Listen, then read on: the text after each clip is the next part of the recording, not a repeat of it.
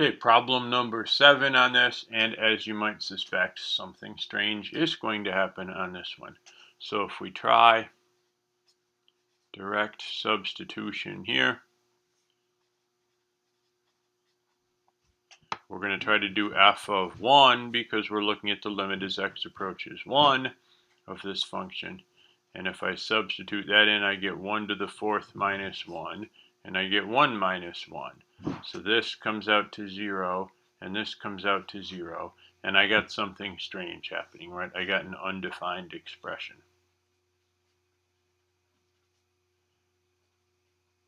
So that counts as a strange thing. When we run into an undefined expression, we get something strange happening. There is no f of 1. 1's not even in the domain of this function because of a 0 denominator. So we can't find the limit by doing f of 1. We got to think about what happens if if the input x is close to 1. Well, if it's close to 1, I'm getting stuff close to 0 here. You can divide stuff close to 0 by other stuff close to 0. But what's the result going to be? Well, we have to think about that a little bit differently in order to work out this limit problem. So we got to try something different beyond direct substitution with that. So when you get this kind of thing happening, one of the things to ask yourself now is, can I rewrite or simplify this thing?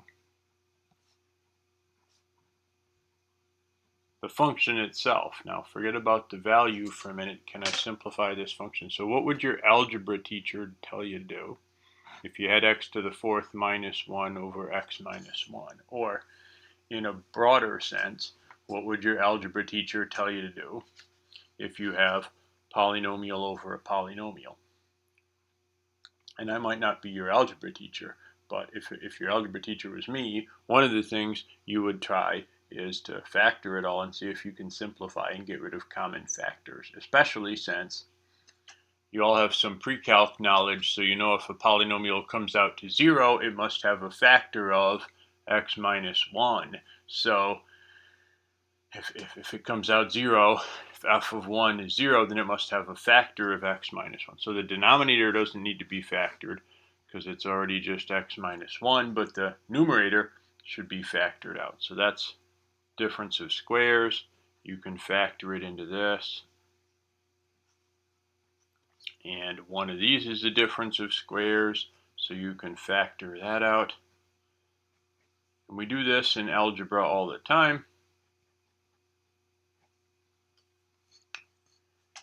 I'm just rewriting that expression, right? Not even thinking about values of x. So what I mean by these equal signs is no matter what x value you use, if it's in the domain, these all have the same value. And in fact, since I got that common factor, this has the same value as x plus 1 times x squared plus 1 over 1. These all have the same value for any x in the domain.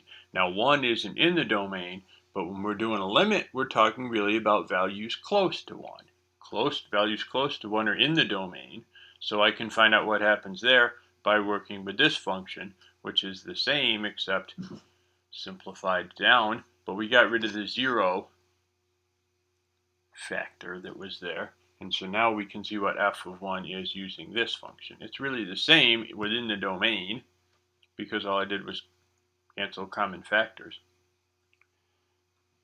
So now substitute the 1 in for x. And I get 1 plus 1, 1 squared plus 1 over 1. I get, I'm running out of space on here. Comes out to 2 times 2 is 4 over 1. Doesn't come out to zeros anymore. Nothing strange happened now. I just got 4.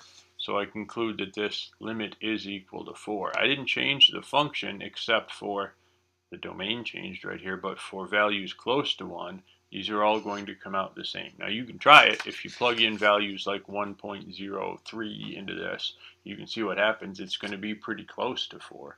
You should do some calculations like this to see what happens. Also, we're going to look at the graphs of a couple of these things to see what's happening on the graphs, because that's a better way to understand limits. I'm going to do that in a separate video. Look at a couple of these graphs.